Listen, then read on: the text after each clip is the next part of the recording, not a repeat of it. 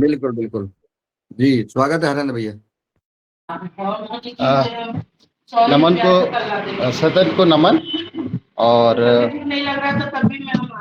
Doctor Siddharth Jaiswal जी Birsa agriculture के BPD business planning and development के CEO हैं। और इन्होंने अमृत कृषि पे बहुत काम किया है। अमृत कृषि में कई सारे गांवों में इनका काम चल रहा है। पूरा एक नेटवर्क है। और साथ में साथ अमृत कृषि के साथ साथ मार्केटिंग की जो व्यवस्था इन्होंने की है बहुत ही आपकी आवाज ज्यादा आ रही है। वो बहुत ही देवेश जी का माइक खुला है।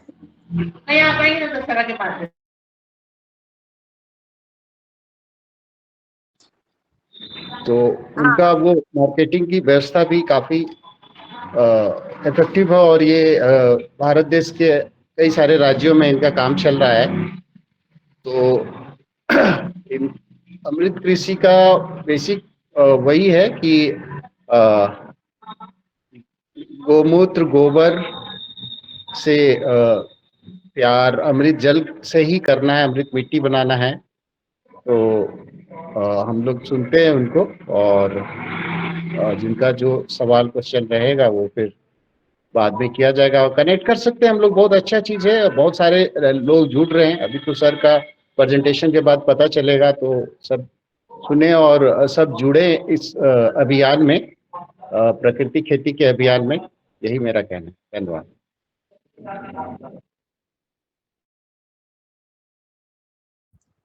जी सिद्धार्थ सर, स्वागत है आपका। सभी को नमस्ते। जी नमस्ते। ठीक है, हम लोग प्रेजेंटेशन शुरू करते हैं। मैं एक बार परिचय दे दूं अपना। मैं यहाँ रांची झारखंड में बिरसा कृषि विश्वविद्यालय है, वहाँ पे डिपार्टमेंट है BPD unit, business planning and development unit. यहाँ पे मैं मुख्य कार्यकारी अधिकारी हूँ। और हम लोग ने यहाँ झारखंड में पिछले करीब 12 वर्षों से बहुत सारे किसानों के क्लस्टर्स बनाए प्राकृतिक खेती के। और वो एक नॉर्मली तो भारत सरकार, नीति आयोग सभी जगह से प्राकृतिक खेती को वो लोग प्रमोट कर रहे हैं, सब जगह को बता रहे हैं। लेकिन हम लोग जिस तरीके से कर रहे हैं वो एक पद्धति है अमृत कृषि। अमृत कृषि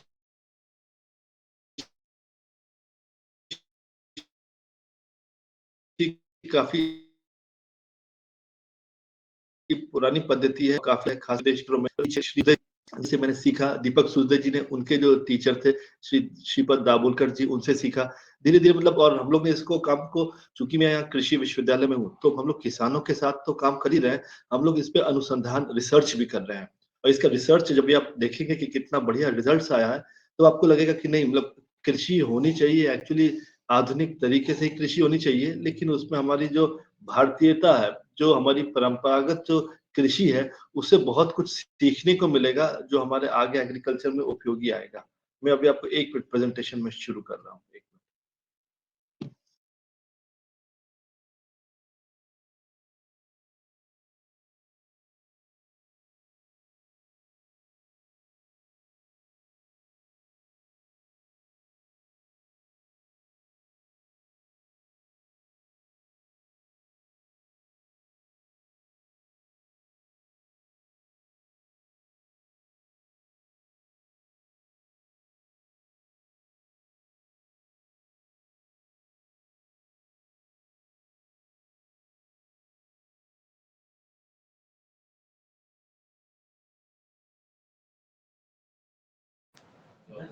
आवाज नहीं आ रही सिद्धार्थ जी, आपकी आवाज नहीं आ रही। आप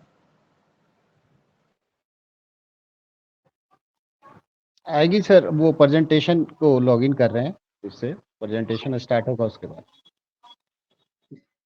हेलो, स्टार्टअप कर रहे हैं सर। हाँ हाँ हाँ, थोड़ा हम सा वेट तो करो। हाँ, ये प्रेजेंटेशन मेरा दिखाई दे रहा है अभी? जी दिखाई दे रहा। नहीं सर, कुछ थोड़ा दिखाई दे रहा है सर, पूरा अभी। अच्छा, एक मिनट, फुल स्क्रीन कर दीजिए। Full screen. ठीक है सर, वो सही है। नहीं नहीं, पूरा दिख रहा है सर। अभी दिख रहा है? जी अभी मैंने स्लाइड चेंज किया, स्लाइड चेंज हो रहा है अभी? जी हो रहा है। नहीं, नहीं, स्लाइड चेंज नहीं हुआ, धुंधला दिख रहा है, बिल्कुल धुंधला दिख रहा है वो। अच्छा, एक मिनट, तो फिर मैं ऐसा करता हूँ, ये हाँ अभी मैं, चेंज अब साफ आया, अब साफ हो गया जी। अब साफ हो गया ना? अब चेंज। जी जी हाँ। अभी चेंज भी हो रहा है अभी? हाँ हाँ, स्लाइड चेंज हो रही है। अच्छा, ठीक है चलिए फिर, ठीक है चलिए फिर, अभी मैं एक मिनट दिखाता हूँ। हाँ हाँ, ठीक है। तो अब हम लोग शुरू करते, समय कम है इसलिए इस पे थोड़ा समय कम दूंगा, लेकिन ठीक है। हम लोग प्राकृतिक कृषि है, मुझे लगता है आज हमारे ये इस गुट में ज्यादातर जुड़े होंगे, उनका कृषि का कुछ बैकग्राउंड होगा, कृषि का बैकग्राउंड होगा। तो आज के समय में कृषि जो हो रही है 3 स्तर पर हो रही है। पहला तो पारंपरिक खेती, जिसमें किसान के पास अगर यूरिया, डीएपी, गोबर खाद जो भी उपलब्ध है, खाद या कीटनाशक, वो उसका उपयोग करेगा। दूसरा स्तर हो गया जैविक खेती।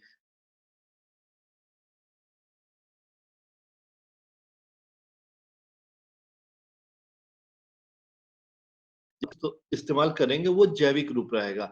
लेकिन अभी अब आपने देखा होगा, सुना होगा, भारत सरकार पिछले 5-6 वर्षों से प्राकृतिक खेती को प्रमोट कर रही है। नीति आयोग से लेके अमित शाह जी से लेके सभी लोग इसको कह रहे हैं कि प्राकृतिक खेती को आगे बढ़ाना है। इनफैक्ट अब भारत सरकार ने सभी जो जैविक खेती की जो स्कीम थी सारी बंद कर दी है। अब सिर्फ और सिर्फ, मतलब जितनी पुरानी स्कीम चल रही थी वो जब तक चलेगी, जब तक उनका टाइम पीरियड है, चलेगी।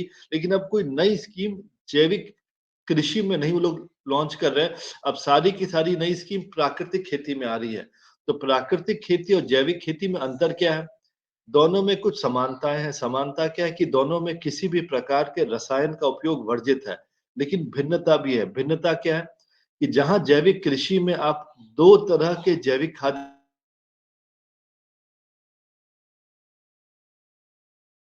खेत में करें, या दूसरा, मार्केट में अब बड़ी-बड़ी कंपनियों के फॉर्मुलेटेड प्रोडक्ट्स आ गए हैं, जैविक फर्टिलाइजर के, जैविक पेस्टिसाइड के। तो जैविक खेती में दोनों अलाउड है। आप मार्केट से भी बायो पेस्टिसाइड, बायो फर्टिलाइजर खरीद सकते हैं और आप अपना खुद भी उसको बना सकते हैं। लेकिन प्राकृतिक खेती में ये जैविक खेती से भी ज्यादा स्पेशलाइज्ड है। इसमें आप मार्केट से किसी भी प्रकार का कोई प्रोडक्ट नहीं खरीद सकते हैं, जैविक, बायो फर्टिलाइजर, बायो पेस्टिसाइड भी नहीं। प्राकृतिक खेती का अर्थ है कि किसान को सारा खाद, कीटनाशक अपने खेत में उनका निर्माण स्वयं करना है। ये प्राकृतिक खेती है। और प्राकृतिक खेती सस्टेनेबल भी है, इससे बहुत फायदे भी हैं।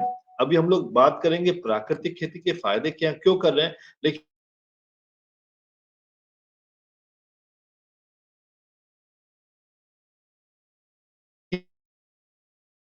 देखा होगा, एक ये स्लाइड चेंज हुआ क्या? Yes sir. हाँ, तो ये है विश्व का अर्थशास्त्रीय इतिहास। ये एक जो 2000 में एक ऑर्गेनाइजेशन, एक संस्था है विश्व स्तरीय, OECD, Organisation for Economic and Cooperative Development. ये जो विश्व की जो 30 विकसित देश हैं उनकी संस्था है। और ये मतलब France, Germany, Italy, US, UK, Australia, ये सब ये लोग पूरे विश्व में इकोनॉमिक्स की जो पॉलिसी लेवल पे काम करते हैं कि वर्ल्ड की इकोनॉमी कैसे चलेगी। सन 2000 में इन्होंने डिसाइड किया कि ऐसा है कि सभी चीज का इतिहास लिखा गया है, लेकिन अर्थशास्त्र, इकोनॉमिक्स का इतिहास नहीं लिखा गया है। तो चूंकि ये सब देश के राष्ट्राध्यक्ष सब जुड़े हुए थे इसमें, तो उन्होंने कहा कि नहीं, ठीक है, हम लोग एक कमेटी बनाएंगे जो पूरे वर्ल्ड की इकोनॉमिक्स का हिस्ट्री लिखेगा। ये टेबल उसी टेबल का पार्ट है। ये टेबल आप देखेंगे, पहली ईस्वी से 2003 ईस्वी तक का डेटा है जीडीपी का, ग्रॉस डोमेस्टिक प्रोडक्ट, यानी सकल घरेलू उत्पाद।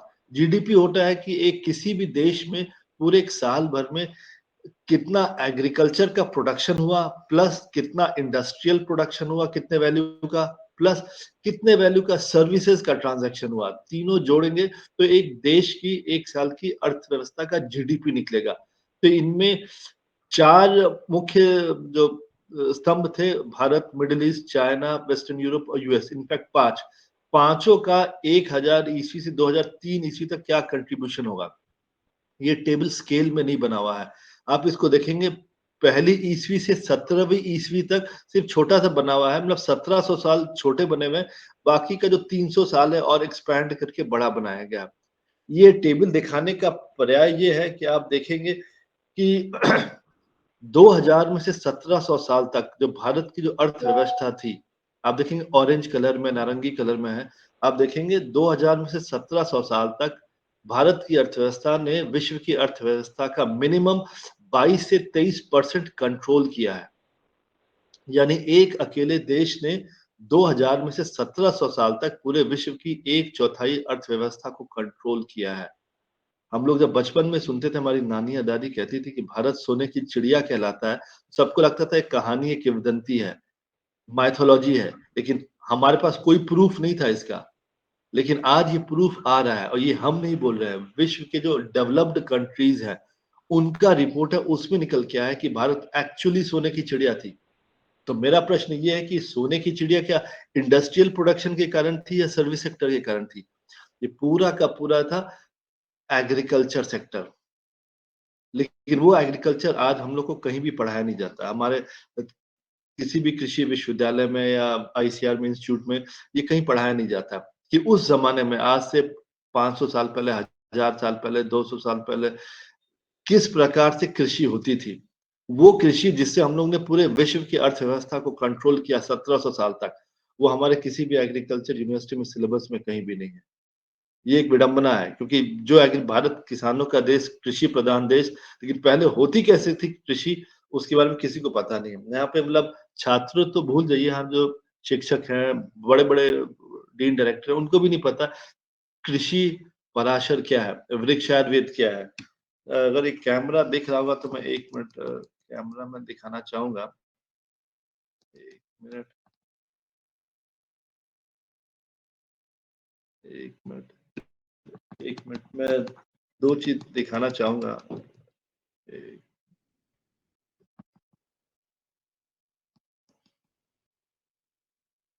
ये देखिए, ये किताब है, ये पब्लिश्ड किताब है, ये आज भी उपलब्ध है। कृषि पराशर, वृक्ष आयुर्वेद, पुराने जमाने में किस प्रकार से कृषि होती थी, ये सब चौखंबा पब्लिकेशन, वाराणसी और भी अलग-अलग जगह, ये पुराने कैसे खेती होती थी, किस तरीके से खेती होती थी, सब लिखा हुआ है।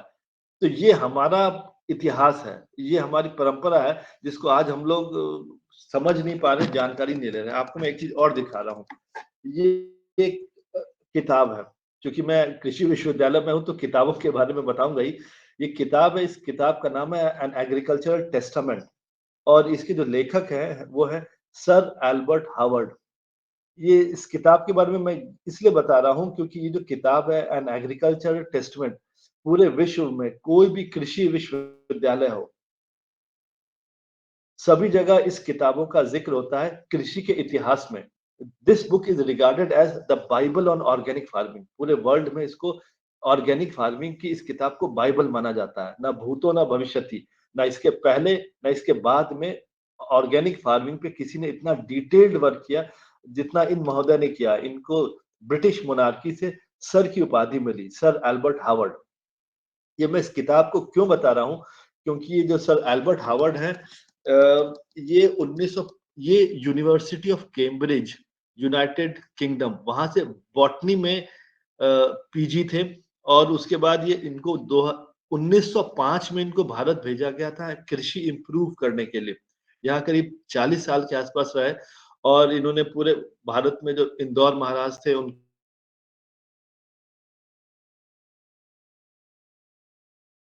China, south east Asia, Thailand, 5 1910 1915 1920 में काफी 40 साल में इन्होंने काफी काम किया। उसके बाद ये किताब जो मैंने दिखाया, ये पब्लिश हुई है 1940 में। ये 1940 में किताब पब्लिश हुई है, और इस किताब को मैं दिखाने का पर्पस है, इसमें 2 चीजें मुख्यतः लिखी हुई हैं। बहुत सारी इसमें बहुत सारे डेटा, फैक्ट्स, फिगर्स बहुत कुछ है। इसमें जो सबसे इम्पोर्टेंट 2 चीजें बात बताई गई हैं, वो पहला तो ये कि इन्होंने इन महोदय ने कहा है कि agriculture in south east Asia, यानी कृषि जो Bharat, Sri Lanka, China, south east Asia में जहाँ हो रही है, ये यूरोप और यूके से बहुत एडवांस्ड है। मैं आया था यहाँ पे सिखाने के लिए, लेकिन मुझे खुद सीखना पड़ रहा है क्योंकि ये हम लोग से बहुत ज़्यादा एडवांस्ड है। मतलब यूरोपियंस को, ब्रिटिशर्स को आके सीखना चाहिए कि खेती कैसे करनी है। यहाँ बहुत एडवांस है, हम लोग सिखा नहीं सकते, हमको खुद सीखना पड़ेगा। पहली चीज़, और उन्होंने क्यों सीखना पड़ेगा इसका बहुत अच्छा से उदाहरण भी दिया। उन्होंने इस पूरी बुक में पूरा डेटा, फैक्ट्स, फिगर्स है। आप पढ़ेंगे तो काफ़ी अच्छा लगेगा। ये बुक अमेज़न पे सभी जगह उपलब्ध है, ₹550 में मिलती है। कोई भी इसको ऑर्डर करके मँगवा सकता है। किसी को भी अगर कृषि में इंटरेस्ट है, इस किताब को अवश्य पढ़ना चाहिए। इन्होंने समझाया है कि अ, बंगाल का इलाका है, बंगाल है, आंध्रा है, कर्नाटक है, ये सब जो कोस्टल बेल्ट है, आज के समय में खरीफ में धान लगता है, रबी में धान लगता है और ज़ैद में, गर्मा में भी धान लगता है। यानी खरीफ में भी धान, रबी में भी धान, गर्मा ज़ैद में भी धान। यानी हमारे यहाँ धान की खेती कम से कम 3 से 4 हज़ार वर्षों से हो रही है। 3 से 4 हज़ार वर्षों में धान की खेती हो रही है। एक ही ज़मीन में साल में 3 बार धान लग रहा है, आज भी लग रहा है। लेकिन ज़मीन आज तक कभी बंजर नहीं हुई। अब मॉडर्न एग्रीकल्चर साइंस क्या बोलता है? नहीं, अगर हम लोग धान गेहूँ भी कुछ वर्षों तक कर लेंगे, तो ज़मीन में उपजाऊपना खत्म होने लगेगा, ज़मीन की उर्वरकता खत्म होने लगेगी, क्रॉप रोटेशन करना पड़ेगा, बहुत सारी चीज़ों को करना पड़ेगा। लेकिन हमारे यहाँ आज भी एक ही ज़मीन में साल में 3 बार धान लग रहा है, 3000 सालों से, तो भी ज़मीन बंजर नहीं हुई। What is that method of farming? वो किस तरीके से खेती हो रही है? इसके बारे में मतलब ये जो किताब जो मैंने दिखाया है, इसके बारे में सभी कृषि विश्वविद्यालयों में कृषि की हिस्ट्री में पढ़ाया जाता है कि एक सर एल्बर्ट हार्वर्ड है, उनको फादर कहते हैं ऑर्गेनिक फार्मिंग का, एक किताब है। लेकिन इस किताब में क्या लिखा है, वो किसी को नहीं पता। तो किसी को भी अगर कृषि में इंटरेस्ट है, इस किताब को अवश्य पढ़ें, बहुत अच्छी जानकारी मिलेगी। हमारे यहाँ उन्होंने समझाया कि क्यों ऐसे हो रहा है। मतलब ये 1940 की किताब है, ग्रीन रिवॉल्यूशन से पहले की किताब है, तो भी इसमें जो हमारे यहाँ बिहार में समस्तीपुर में जो पूसा है एग्रीकल्चर यूनिवर्सिटी, जो अभी जो भारत की पहली एग्रीकल्चर यूनिवर्सिटी इंडिपेंडेंस के बाद जो बोलते हैं, लेकिन 1905 में रिसर्च स्टेशन बना था। इसका भी मेंशन है इस किताब में। इसमें भी लिखा हुआ है कि भाई ये लोग ने नया इंस्टीट्यूट खोला है 1905 में, और ये जिस तरीके से एग्रीकल्चर में रिसर्च कर रहे हैं, पूरे एग्रीकल्चर को खराब कर देंगे। ये किताब हिंदी में उपलब्ध नहीं है, अनफॉर्चुनेटली ये इंग्लिश में उपलब्ध है, क्योंकि अब इंग्लिश ऑथर है, अब किसी ने इसका हिंदी रूपांतरण किया नहीं है। इसलिए थोड़ा मुश्किल है कि हिंदी में उपलब्ध होगा, लेकिन ठीक है, अंग्रेजी में भी अगर पढ़ लेंगे तो अच्छा रहेगा। तो हाँ, मैं बता रहा था कि ये आज के समय में ये किताब तो अवश्य पढ़ना चाहिए। और अभी मैं प्रेजेंटेशन की ओर जो बीच में छूट गया था, उसको मैं दोबारा कंटिन्यू करता हूँ। ज़्यादा लंबा मैं नहीं रखूँगा।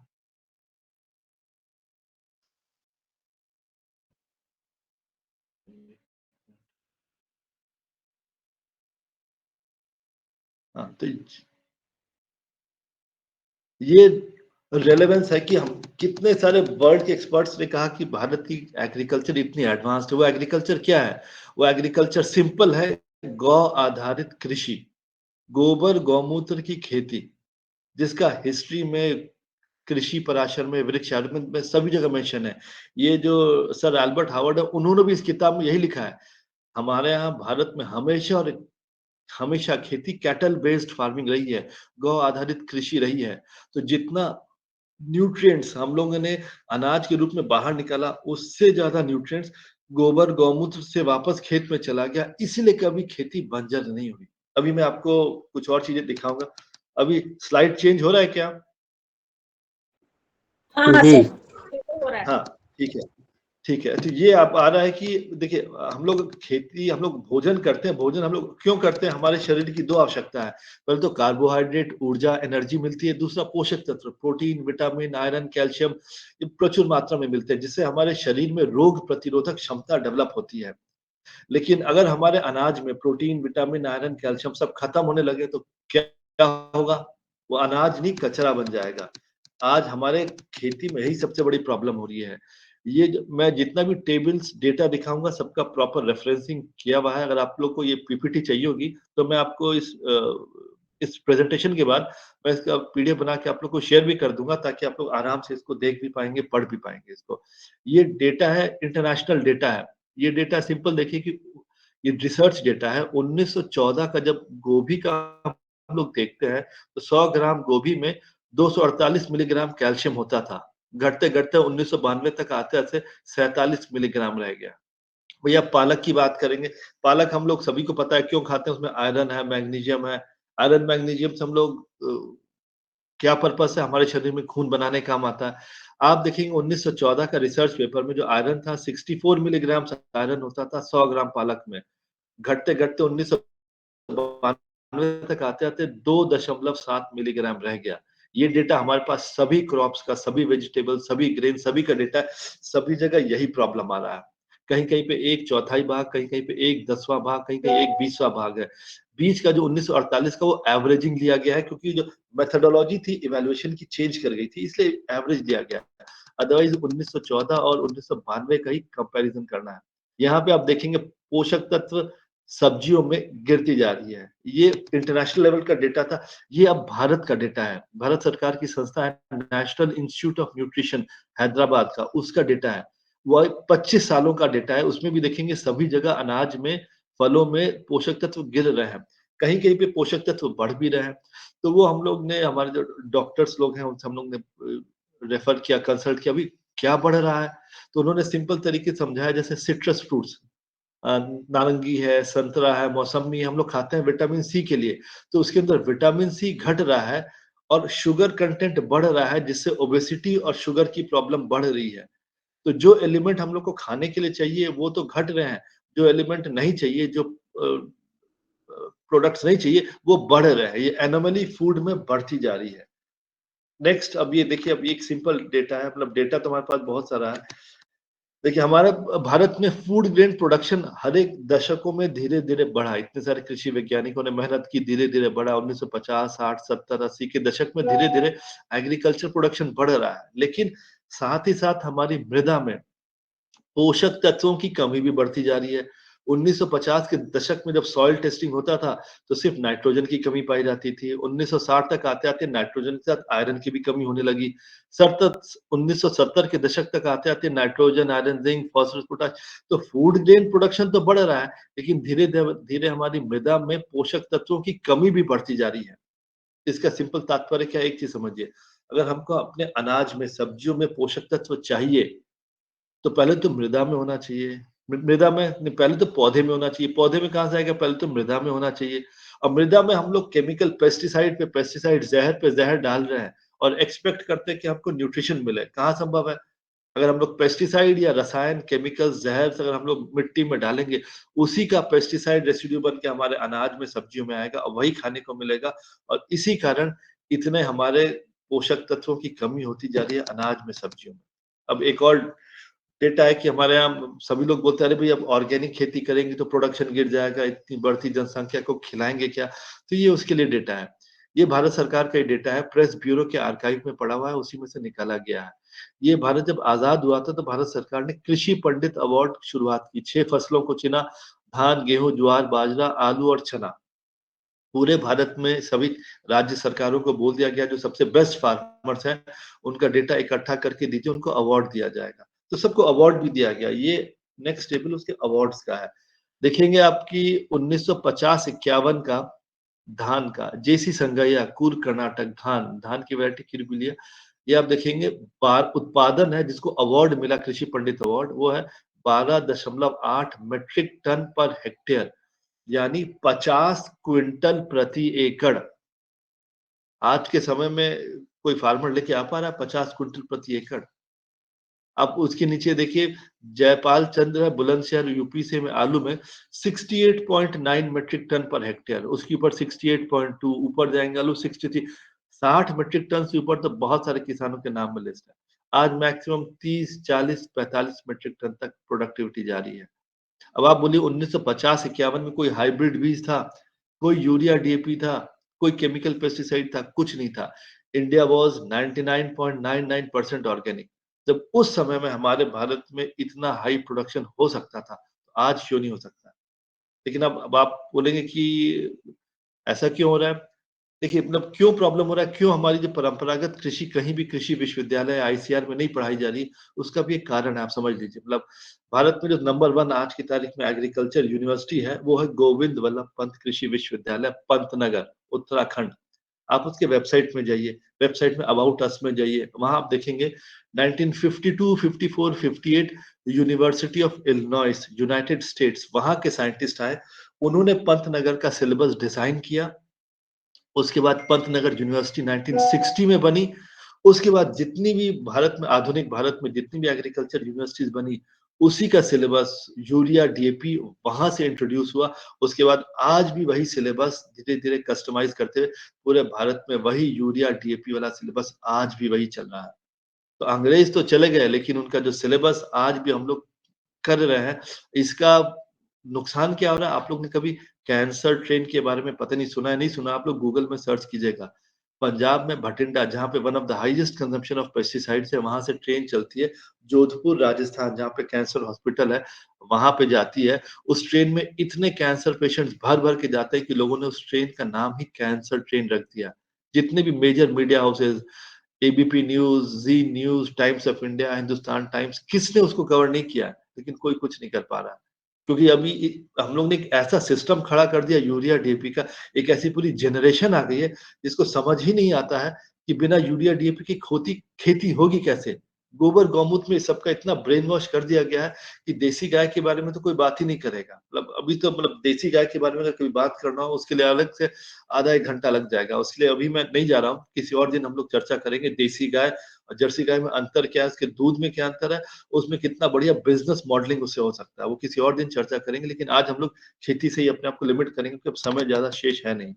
अब मैं आपको नेक्स्ट स्लाइड में दिखाता हूँ, हम लोग ने किया क्या, जो अमृत कृषि भी एक प्राकृतिक कृषि का स्वरूप है। प्राकृतिक खेती मतलब गौ आधारित कृषि।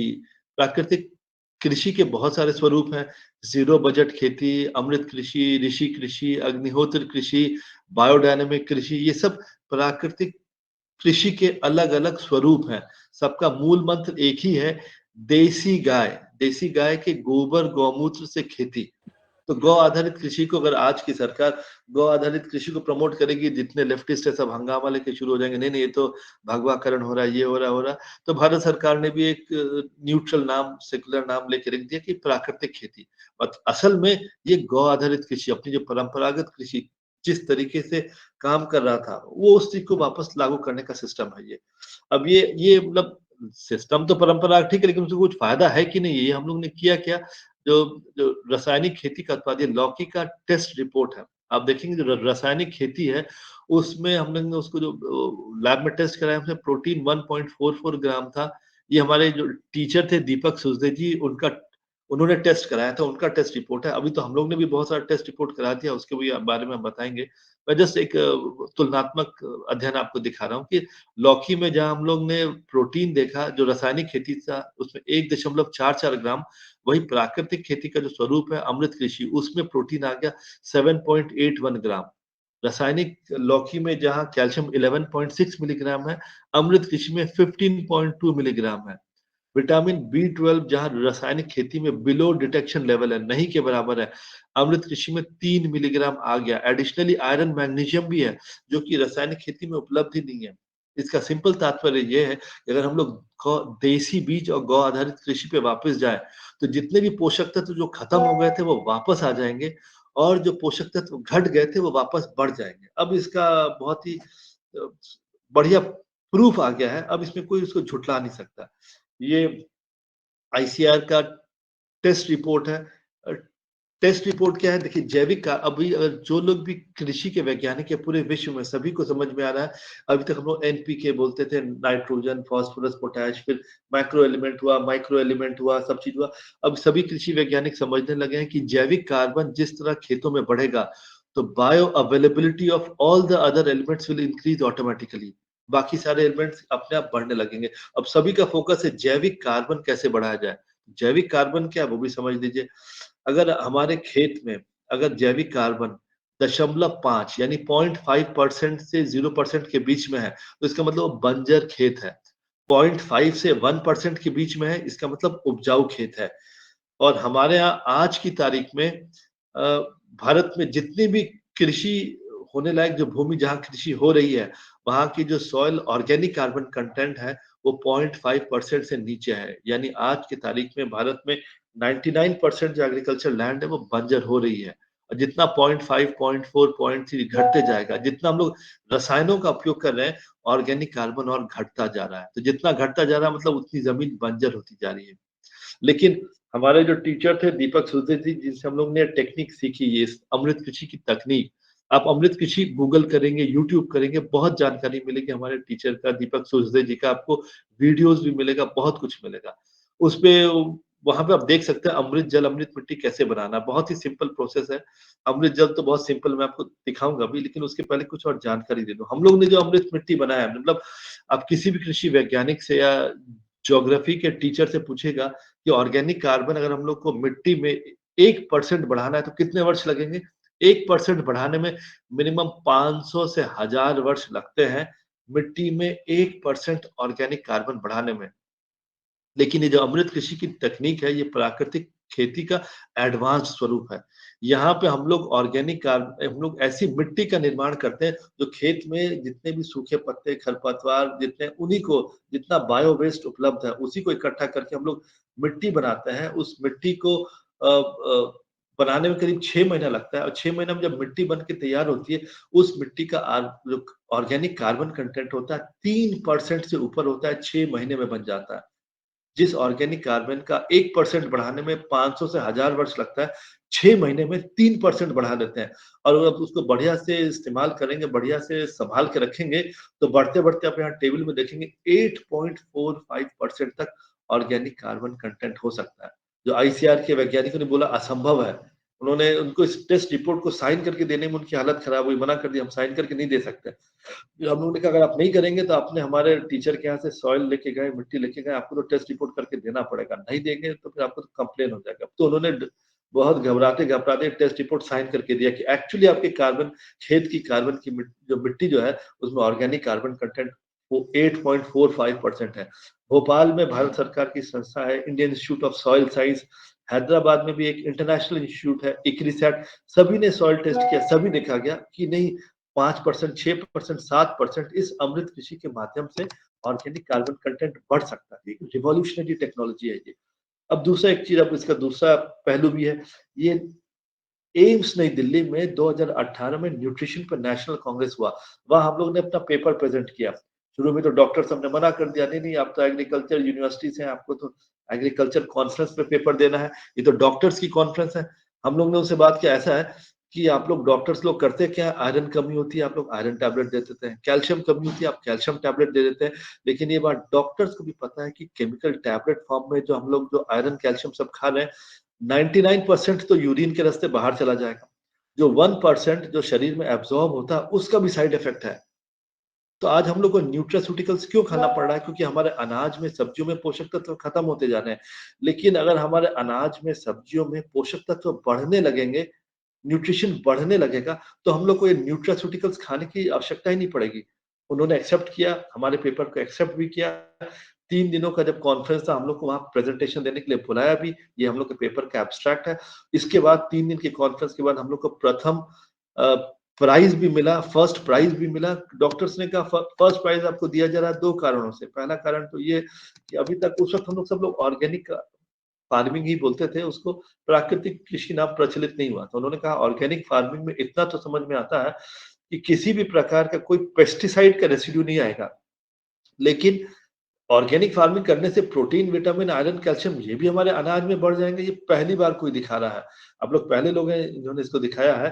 तो ये काफी एकदम अभूतपूर्व रिसर्च है कि प्रोटीन, विटामिन सब बढ़ जाता है, आयरन, माइक्रो न्यूट्रिएंट्स खासकर ये बढ़ जाते हैं। अभी डॉक्टर्स लोग को समझ में आ रहा है कि मेजर जो बीमारियां जो हो रही हैं वो माइक्रो न्यूट्रिएंट्स की कमी के कारण हो रही है हमारे शरीर में।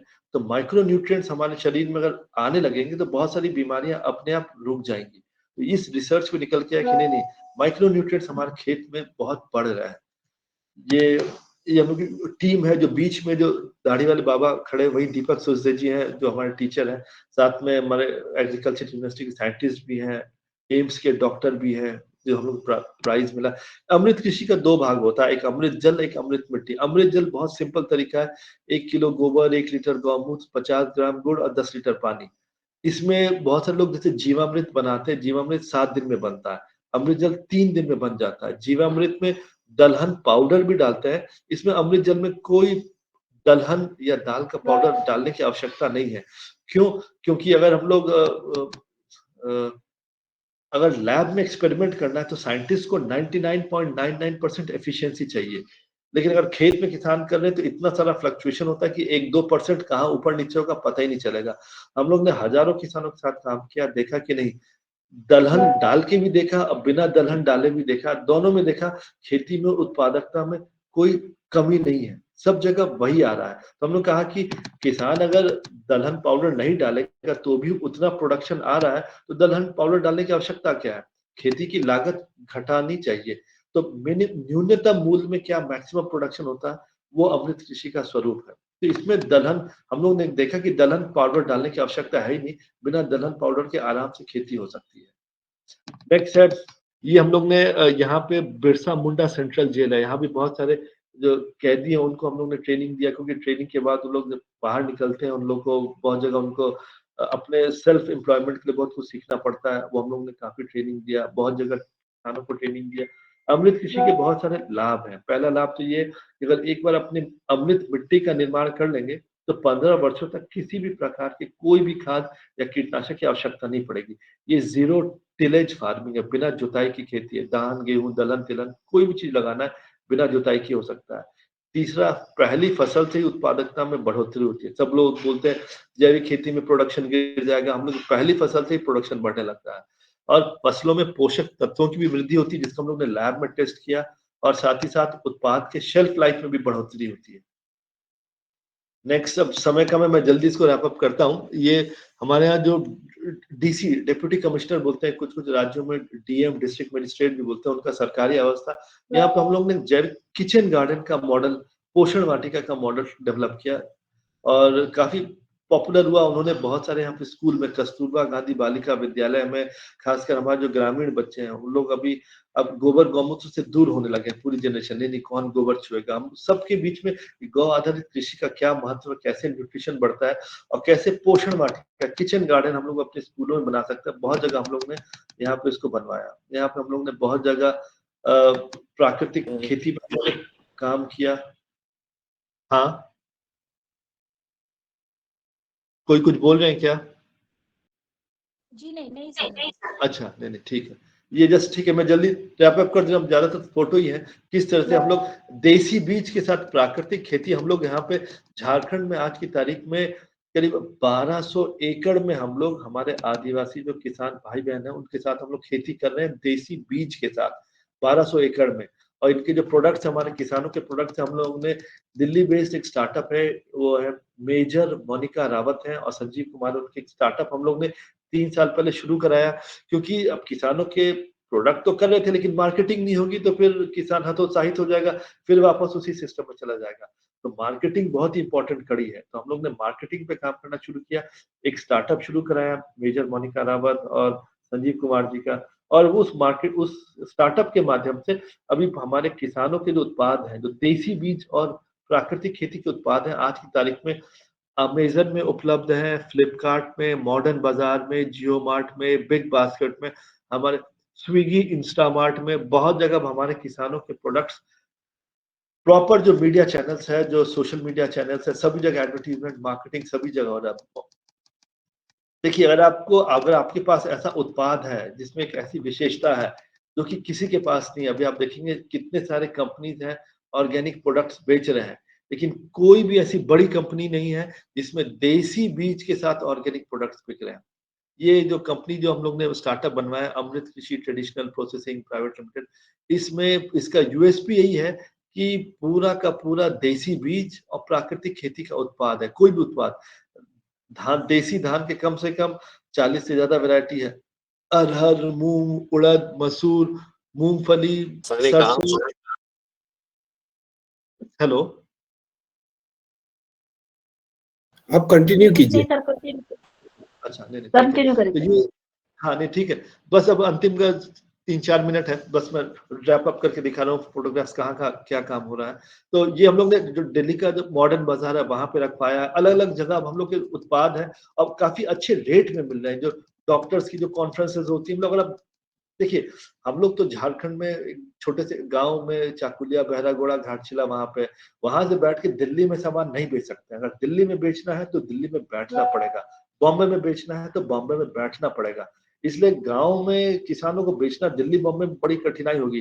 ठीक है, अमेजन ये सब आ गया है, लेकिन फिर भी जो मॉडर्न रिटेल चैनल्स है उनका जो पैकेजिंग का नॉर्म्स है, जिस तरीके से काम करना है, उस पे संभालना थोड़ा मुश्किल होता है। इसीलिए हम लोग ने एक स्टार्टअप बनाया। स्टार्टअप बना तो दिया, लेकिन अब स्टार्टअप को भी कुछ फायदा होना चाहिए, किसानों को भी फायदा होना चाहिए। तो किसानों को क्या फायदा? किसानों को फायदा क्या कि अब वो सारा फोकस उनका प्रोडक्शन में, एरिया बढ़ाने में है और उनको दाम भी उचित मूल्य मिलता है। सबसे बड़ा प्रॉब्लम क्या होता है, किसानों को दाम बढ़िया नहीं मिलेगा तो फिर वो नहीं करेंगे। तो अभी चूंकि एरिया कम है और लागत ज्यादा होती है, अगर कम सामान है तो ट्रांसपोर्टेशन कॉस्ट भी हाई है, मार्केटिंग कॉस्ट भी हाई है। लेकिन जब एरिया वॉल्यूम बढ़ने लगेगा तो सामान का दाम भी कम होने लगेगा। लेकिन शुरू में हाई तो देना ही पड़ेगा, क्योंकि देसी बीज है, इनका प्रोडक्शन लो है, इनका प्रोडक्टिविटी लो है। किसान लोग को तो प्रोडक्शन से किलो के हिसाब से पैसा मिलता है। अगर प्रोडक्शन लो हो गया तो किसान इसका खेती नहीं करेगा, चाहे जितना भी न्यूट्रिशन हाई हो। किसान को पैसा न्यूट्रिशन से नहीं मिलता है, केजी के हिसाब से मिलता है। तो हम लोग ने किया क्या कि नहीं, एक हम लोग ने एक सिस्टम बनाया कि हम लोग ने जैसे धान का इस साल जो एमएसपी है 23 रुपए कुछ पैसा है।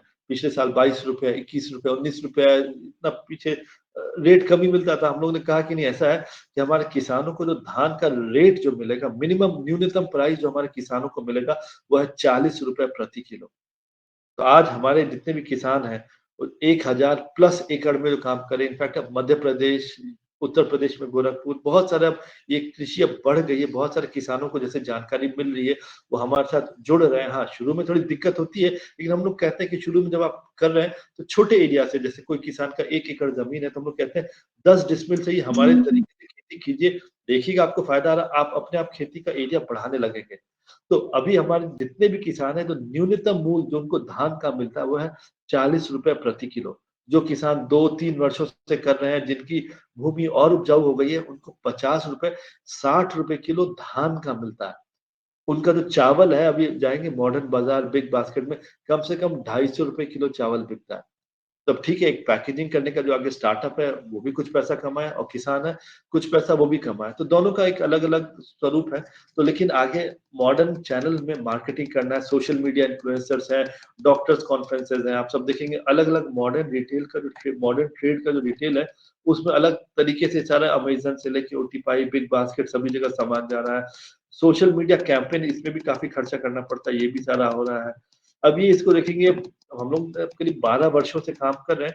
सभी जगह अखबारों में हम लोग को प्रथम पुरस्कार मिला, टाइम्स ऑफ इंडिया में, विटामिन बी 12 आया, दूरदर्शन में किसान, दूरदर्शन किसान उर्दू, झारखंड, सभी जगह इसको मेजरली कवर किया गया। और अभी हम लोग तो बहुत जगह किसानों के साथ काम कर रहे हैं। और हम लोग इसी मुहिम में लगे हुए, इसी मतलब कोशिश में लगे हुए हैं कि ज्यादा से ज्यादा किसान जुड़े, जो देसी बीज की महत्वता को पहचाने। सिर्फ अपने खाने के लिए नहीं, एक अगर समाज को समृद्ध और शक्तिशाली बनाना है तो आम समाज को भी ऐसे प्रोडक्ट्स मिलने चाहिए। हाँ, शुरू में चूंकि एरिया कम है, प्रोडक्शन कम है, हर एक चीज की लागत बढ़ी हुई है, इसलिए अभी प्राइस ज्यादा है। लेकिन जैसे जैसे एरिया बढ़ेगा, जैसे जैसे प्रोडक्शन बढ़ेगा, प्राइसेस हमेशा अपने आप स्टेबलाइज कर जाएंगे। तो इसीलिए शुरू में अगर किसानों को, अगर हम लोग को प्राकृतिक खेती और देसी बीज के लिए अगर इंसेंटिवाइज करना है, तो उसको हम लोग को एक ऐसा मॉडल बनाना पड़ेगा जहाँ किसानों का जो मूल्य है, जो जो प्रॉफिट है, जो मुनाफा रासायनिक खेती से कर रहे हैं उससे कम नहीं हो। तो इसके लिए स्टार्टिंग में तो हम लोग को उनको अधिक मूल्य देना पड़ेगा। अधिक मूल्य जब देने लगेंगे, उसके बाद अभी जैसे जैसे हम लोग की मुहिम लगी हुई, एरिया बढ़ रहा है, धीरे धीरे प्राइसेस अपने आप स्टेबलाइज करेंगे। तो बहुत सारे शहर के लोग बोलते हैं कि नहीं नहीं, देखिए भाई, आपका तो इतना 250 रुपए किलो चावल है, कौन खरीदेगा, हम लोग कैसे खा सकते हैं, पूरी भारत की जनता कैसे खाएगी। तो उसका भी मेरा एक छोटा सा उपाय है। हम लोग ने किया क्या कि ठीक है, जिनके पास अफोर्डेबिलिटी है वो हाई प्राइस में खरीद रहे हैं, जैसे चावल ही है, चावल तो हम लोग जब सॉर्टिंग ग्रेडिंग सब कराते हैं तो जो साबुत चावल है वो तो आपका मार्केट में 250 रुपए किलो चला जाता है, लेकिन जो उसका जो छोटा जो आधा टूटा हुआ टुकड़ा होता है, टुकड़ा में न्यूट्रिशन तो वही है, हाँ ठीक है, थोड़ा टूटा हुआ चावल है, तो हम लोग अपने घरों में जिनको अफोर्डेबिलिटी चाहिए होता है, हम लोग अपना जो टुकड़ा चावल उसी का उपयोग करते हैं, क्योंकि उसको भी कहीं ना कहीं तो उपयोग करना ही है। उसको पाउडर बना के बेचेंगे उतना पैसा नहीं मिलेगा, मार्केट में रेट भी नहीं मिलेगा। उससे अच्छा हम लोग के जानकार में जितने लोग हैं अपना टुकड़ा चावल इस्तेमाल करते हैं, वो हम लोग को कम रेट पड़ता है, जो साबुत चावल होता है हम लोग अच्छे रेट में बेच दे रहे हैं। तो मेरा अनुरोध यही रहेगा कि देसी बीज और प्राकृतिक खेती तो करे ही करे, साथ में जो प्रोसेसिंग भी है, अभी विश्व में जमाना आ गया कोल्ड प्रोसेसिंग का। अगर तेल भी निकालना है तो हमारे यहाँ जैसे सरसों है, सरसों हमारे यहाँ कम से कम 800 एकड़ में हम लोग ग्रो करा रहे हैं, और उसका प्रोसेसिंग का जो तरीका, जो बैल घानी का जो धीरे धीरे लो आरपीएम में होती थी, उसी तरीके से तो बीज देसी, खेती प्राकृतिक, और प्रोसेसिंग भी कोल्ड प्रोसेसिंग। जो आटा है, जो पुराने जमाने में जो चक्की जो चलती थी, धीरे धीरे कोल्ड प्रोसेसिंग, कोल्ड प्रोसेसिंग के बहुत सारे फायदे हैं। अभी कोल्ड प्रोसेसिंग ही पूरा विश्व उसी को आगे देख रहा है। ये भारत की परंपरागत प्रोसेसिंग टेक्नोलॉजी थी। अभी आप एक्सपेलर में आप निकालेंगे, या अगर अभी आप मतलब जो जो आटा चक्की में डालेंगे, उसमें हैमर मिल या पर्वलाइजर होता है, उसमें टेम्परेचर 70-75 डिग्री तक चला जाता है, बहुत सारे माइक्रो न्यूट्रिएंट्स पोषक तत्व जल जाते हैं। लेकिन अगर हम लोग कोल्ड प्रोसेसिंग करेंगे, चक्की से करेंगे, अब जो चक्की भी है हाथ चलाने वाली भी है, और अब बिजली चलित भी चक्की आ गई है, छोटी छोटी चक्की सब। अगर आप इसको कोल्ड प्रोसेसिंग करेंगे तो जो माइक्रो न्यूट्रिएंट्स जो प्रोसेसिंग के दौरान जल जाते हैं वो नहीं जलेंगे। तो हम लोग का मुख्य उद्देश्य यही है कि हमारे जितने भी प्रोडक्ट जो प्रोसेसिंग किए हुए हैं, तो पहला तो बीज देसी है सारे के सारे, दूसरा खेती प्राकृतिक है, और तीसरा जो प्रोसेसिंग भी है वो कोल्ड प्रोसेसिंग है। वो पूरा का पूरा कोल्ड प्रोसेसिंग, तो चाहे तेल हो, चाहे आटा हो, मतलब खापली आटा भी हम लोग यहाँ पे झारखंड में करा रहे हैं। अच्छा हाँ, और बासमती चावल, जैसे हमारे यहाँ बासमती चावल भी 600 एकड़ से ज्यादा एरिया में होता है। आप मार्केट में कहीं भी जाएंगे, आपको सभी जगह बासमती चावल मिलेगा। कहीं भी आप जाएंगे, बासमती का देसी चावल कहीं नहीं मिलेगा आपको। तो हम लोग बासमती के देसी चावल को 600 से ज्यादा एकड़ में यहाँ झारखंड में ग्रो करा रहे हैं। तो ये हम लोग बहुत सारे स्तर पर हम लोग काम कर रहे हैं। और अभी मेरा प्रेजेंटेशन समाप्त, समय भी सीमा समाप्त है, बहुत ज्यादा मैं एक्सीड कर गया, लेकिन अब कोई प्रश्न पूछ सकते हैं। रमेश चंद जी ने हाथ उठाया हुआ है, आप अपने प्रश्न एक दो दिन छोड़ेंगे नहीं सर आपको हम। आप कभी भी आप बुलाइए, कोई जी, दिक्कत नहीं, कोई कठिनाई नहीं। समय तो थोड़ा सा कम है, मगर कंटिन्यू कल रखेंगे ऐसा सब सर मेरा प्रश्न ये है कि जैसे आपने कोल्ड प्रोसेसिंग की बात की कि इसमें तापक्रम 70 से 75 हो जाता है, तो सर आपने जो रिसर्च किया है, फिर लोगों का ये प्रश्न आता है कि हम रोटी बना करके उसको सेंकते भी तो है, तो सेंकने में भी तो तापक्रम जो है ज्यादा कम हो सकता है, तो उसमें पोषक तत्व घट जाएंगे क्या? ठीक है, आपका प्रश्न ठीक है, आपका उचित है, क्योंकि देखिए मैंने बताया कि कोल्ड प्रोसेसिंग में 70-75 डिग्री टेम्परेचर नहीं जाता है। कोल्ड प्रोसेसिंग में टेम्परेचर हमेशा 20-25 डिग्री ही रहता है। वो देखिए एक सिंपल प्रोसेस समझिएगा, जैसे सरसों का। सर मेरा प्रश्न ये है कि अपन ने आटा चक्की से पिसा के लाया, उसमें तो 70-75 गया, कोल्ड प्रोसेसिंग में कम हुआ, पर जब हम रोटी सेकेंगे तब तो बढ़ेगा। हाँ नहीं, मैं आपका प्रश्न समझ गया। मैं उसका सिंपल दो चीज हम लोग कोल्ड प्रोसेसिंग मुख्यतः करते हैं, तेल और एक आटा, दोनों हम लोग कोल्ड प्रोसेसिंग करते हैं। एक चीज समझिए, जैसे मस्टर्ड है, जैसे सरसों है, सरसों को आपने बोरी में बंद करके रखा है, 40-50 डिग्री तक भी टेम्परेचर जाता है। सरसों का जो सीड कोट इतना हार्ड होता है, उसी तरह गेहूं का भी सीड कोट हार्ड होता है, जल्दी खराब नहीं होता, तो हाई टेम्परेचर उसमें प्रॉब्लम नहीं होता है। लेकिन जब आप उसको घर्षण कर रहे हैं, उसको तोड़ रहे हैं, उसके मॉलिक्यूल्स को तो तोड़ नहीं रहे हैं, लेकिन उसके मॉलिक्यूल्स का जो स्ट्रक्चर उसको ब्रेक डाउन करके निकाल रहे हैं। जैसे सरसों में से अपने जो दबा के तेल निकाल रहे हैं, वो प्रोसेसिंग का जो समय होता है उस वक्त टेम्परेचर कितना है वो सबसे ज्यादा महत्वपूर्ण है। इसलिए जो प्रोसेसिंग का टेम्परेचर लो होना चाहिए, ताकि प्रोसेसिंग के दौरान न्यूट्रिशन घटे नहीं, पहला चीज। दूसरा चीज, जो आपका जो स्पेसिफिक प्रश्न है कि खाना बनाने के दौरान, तो देखिए हमारे यहाँ नॉर्मली कभी भी जो अंगीठी जो उपयोग होती थी, जो कोयले की जो लकड़ी की अंगीठी होती थी या मिट्टी का बर्तन होता था, उसमें टेम्परेचर कभी भी बहुत ज्यादा राइज नहीं होते थे। तो हम लोग जैसे फुल्का सेकते हैं तो फुल्का में तो टेम्परेचर राइज होता है, लेकिन कितना 4-5 सेकंड के लिए होता है। 4-5 सेकंड के लिए निकाल के रख देते हैं। लेकिन ऐसी मतलब सिस्टम में न्यूट्रिशन लॉस बहुत कम होता है, क्योंकि आप गरम-गरम निकाल के आपने जैसे गरम किया, वो जो न्यूट्रिएंट्स थे वो तुरंत एक्टिवेटेड फॉर्म में आते हैं, आप उसका तुरंत कंजम्पशन करते हैं। लेकिन अगर आपने उसको निकाल के उसके मॉलिक्यूल का जो स्ट्रक्चर्स को तोड़ के अगर आपने रख दिया, तो धीरे-धीरे वो जो टूटा हुआ स्ट्रक्चर्स है, जैसे आपने कहते हैं ना कि बासी रोटी बहुत ज़्यादा पुरानी हो जाएगी तो नहीं खा पाते हैं आज के समय में। मैं छोटा-सा उदाहरण दे रहा हूँ, जैसे माड़ चावल, जिसको गीला चावल भात भी हम लोग बोलते हैं, ये हमारे यहाँ नॉर्मल सभी को पता है, हमारे जो आदिवासी किसान भाई-बहन वो लोग भी बताते हैं कि आज से 25 साल पहले तक, 20 साल पहले तक भी अगर वो आज दिन में अगर माड़ भात बनाया उन्होंने, वो भी हाई टेम्परेचर में ही बनाया है, 2 दिन बाद भी खाते थे, तो भी बहुत स्वादिष्ट आता था, बहुत टेस्ट आता था। लेकिन आज के समय में अगर हम लोग सवेरे बनाए हैं माड़ भात गिला, उसको अगर हम लोग शाम में भी खा रहे हैं तो बदबू आने लगी है। तो इसका मतलब है कि हमारी जो टेक्नोलॉजी है, टेक्नोलॉजी तो अभी भी हम लोग उसी तरीके से पका के ही चावल खा रहे हैं। आज से 20 साल पहले भी वो पका के खा रहे थे। लेकिन नुकसान क्या हुआ? नुकसान हुआ हम लोग का प्रोडक्शन का, प्रोसेसिंग का, टेक्नोलॉजीज़ का हुआ। अभी हम लोग जैसे चावल का भी निकालते हैं तो ऊपर का जो ब्रैन होता है, ब्रैन को जो चोकर होता है उसको छोड़ देना चाहिए। अभी सभी लोग को एकदम पका हुआ एकदम जो पॉलिश्ड राइस चाहिए। तो पॉलिश्ड राइस खाते हैं तो उसमें क्या होता है, जब चोकर हट जाता है तो टेम्परेचर का जो उसका जो सहने की जो शक्ति होती है वो खत्म होने लगती है। चोकर रहता है तो टेम्परेचर, हाई टेम्परेचर भी सह लेगा, अंदर का न्यूट्रिशन टूटेगा नहीं और चोकर में भी बहुत सारे न्यूट्रिशन रहते हैं। लेकिन आज के समय में जो प्रोसेसिंग हो रहा है, आप एक चीज़ समझ के रखिए कि हमारे जितने भी खाद्यान्न पदार्थ हैं उसमें जितना प्रोसेसिंग होगा उतना न्यूट्रिशन लॉस होगा। जितने फूड प्रोडक्ट्स में को हम रॉ फॉर्म में खाएँगे, मिनिमम प्रोसेसिंग में खाएँगे, उतना न्यूट्रिशन हाई रहेगा। सेब खाएँगे, ज़्यादा न्यूट्रिशन है, सेब का जूस निकाल के पिएँगे, कम न्यूट्रिशन है। तो हमारे अनाज में बीज के बदले हाइब्रिड आ गए, तो अनाज में ताकत कम हो गई। उसका प्रोसेसिंग की टेक्नोलॉजी में सारे न्यूट्रिएंट्स हमने हटा दिए और लेकिन खाना उसी तरीके से पका रहे हैं। तो जब जब जब हमारे प्रोडक्ट्स का इम्यून सिस्टम कमजोर हो जाएगा, हमने उसके सारे पोषक तत्व हटा दिए, तो उसके बाद अगर हम लोग उसको उपयोग करेंगे, तो उसका ऑब्वियसली अगर ऐसा बीज जिसमें ताकत कम है, ऐसा अनाज है, ऐसा प्रोड्यूस जिसमें ताकत कम है, उसका अगर हम लोग उपयोग करेंगे, तो हमारे शरीर में भी पोषक तत्व कम मिलेगा और उसको कुछ भी प्रोसेसिंग में डालेंगे, उसमें न्यूट्रिशन लॉस अधिक होगा।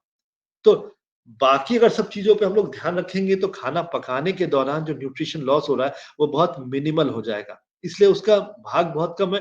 बाकी सारे भाग का ध्यान रखेंगे तो उसमें जो हल्का मिनिमम न्यूट्रिशन लॉस होता है उसको हम लोग रोक सकते हैं, उसमें बहुत ज़्यादा कठिनाई नहीं होगी। आशा करता हूँ आपको आपके प्रश्न का उत्तर मिल गया होगा। जी ओम सर, मिल गया। बहुत बढ़िया आपने उत्तर दिया है जी, समझिए।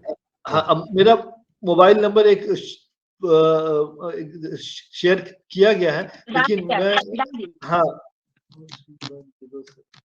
जी मैं आगे मैं हाँ, मैं बस अपना दूसरा नंबर मैं शेयर कर दे रहा हूँ क्योंकि पहला नंबर जो आपने जो शेयर किया 9304881521 उसमें व्हाट्सएप नहीं है। ये मैंने जो जी, जी, दूसरा जी। नंबर शेयर किया है 9431079933 इसमें मेरा व्हाट्सएप है। तो किसी को अगर प्रश्न पूछना भी होगा तो मुझे उस पूछ सकते हैं। वो व्हाट्सएप में भी डाल बिल्कुल, सकते हैं। बिल्कुल। बिल्कुल सर, और मैं आगे आदरणीय श्री मुन्नीलाल भैया से निवेदन करती हूँ, थोड़ा-सा आप भी संचालन करें। जी, आदरणीय मुन्नीलाल भैया, जी। स्वागत।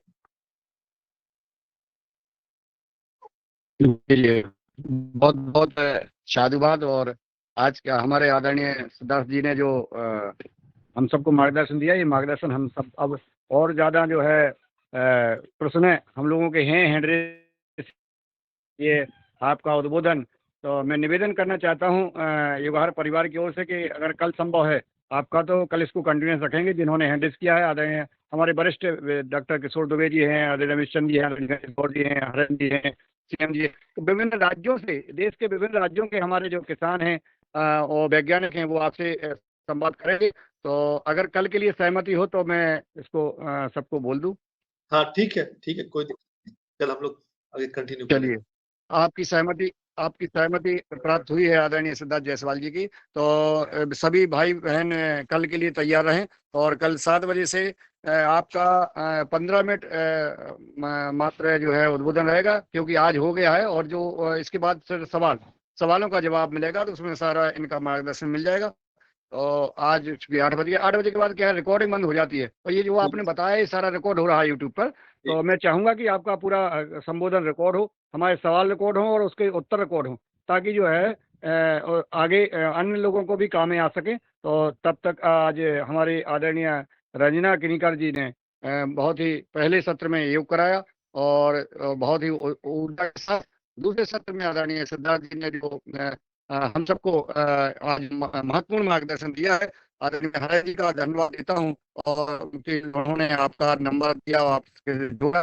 तो हरन भाई जी का बहुत बहुत शादबाद। और इसी प्रकार से हमारा ये कार्यक्रम, व्यवहार कार्यक्रम लगभग 1610वां दिन है आज, तो किसी भी दिन गैप नहीं है। और एक पहला सत्र योग का, दूसरा हमारा प्राकृतिक जैविक खेती के बारे में हम किसानों से संवाद करते हैं, वैज्ञानिक जोड़ते हैं, अपना अनुभव शेयर कर रहे हैं। तो इस कार्यक्रम में आप पधारे, आपका बहुत बहुत शादबाद, बहुत बहुत धन्यवाद, बहुत बहुत आभार। कल मिलते हैं 5:30 बजे योग करेंगे, 7 बजे आदरणीय सिद्धार्थ जी के साथ हम पुनः चर्चा करते हैं। तब तक के लिए हमें अनुमति दें। नमस्कार। ओम नमस्कार जी, बहुत बहुत धन्यवाद आदरणीय सिद्धार्थ सर आपका। और जैसे भी आप भी